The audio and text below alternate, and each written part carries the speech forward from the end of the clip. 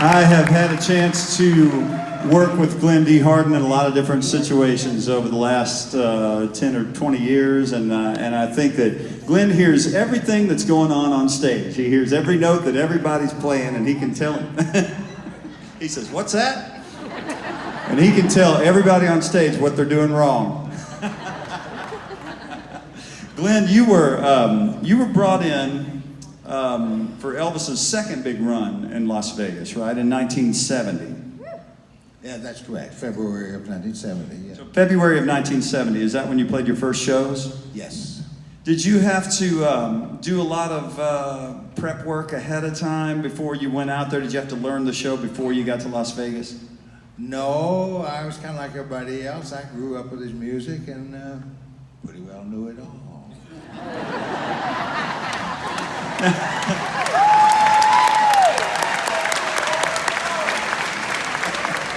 You know, when you told me one time that the reason that you didn't take the gig in the first place is because you were working in Los Angeles doing a lot of arranging. So what all were you working on in LA that was more important than going to Las Vegas with Elvis?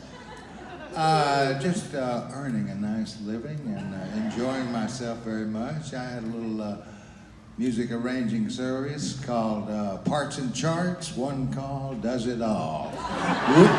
We made those, but never closed.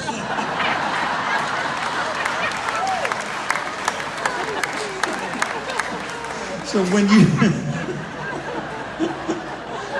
joined Elvis and the rest of the guys in Las Vegas, you've told me this story a couple times, but they may not have heard it. You had done so much arranging that you wanted to show Elvis that you could be an arranger and that you could arrange a lot of the show. And a lot of people don't know this, some do, that most of the live arrangements that you heard Elvis do, all the orchestration, the horns, everything, Glen D actually did all of that. And he could sit...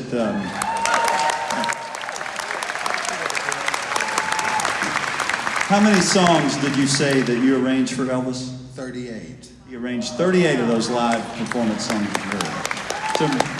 So when you were arranging, sometimes Elvis would want to do a song, and he would tell you about it, and then you would have it ready the next day. Did you just go to your hotel? I mean, did you have a piano in your hotel room or anything? So you did it by ear? Yes. How does one go about doing that? You simply switch off the phone, don't walk the dog, and all you need is a little light and a little round table and a few sharp pencils, maybe a pot of coffee, maybe a drink about 4 a.m.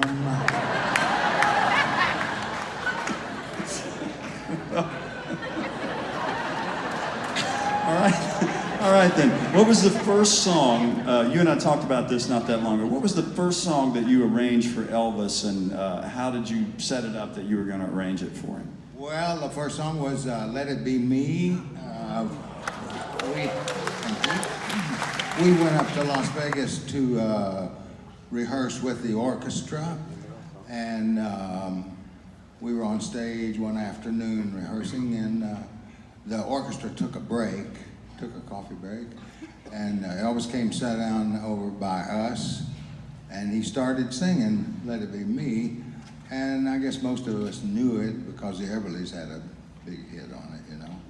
So we kind of played along, and in a minute the orchestra came back from their break, and Elvis said, maybe we'll work on this tomorrow. He said, I think I want to do it in the show.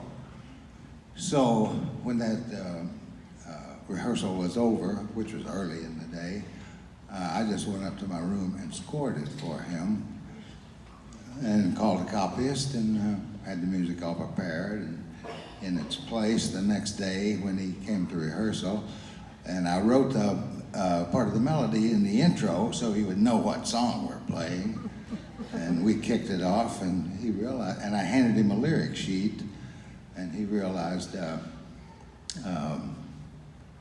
he has only to mention the song and we can hear it about this time tomorrow. Ladies and gentlemen, Glen D. Hardin. Well, we could, I promise you, along with myself, this entire audience, we could just sit here and listen to you tell stories all night, but we'll all meet later. But we brought you here to play the piano. So let's go back to Las Vegas. And let's hear Glen Hardin.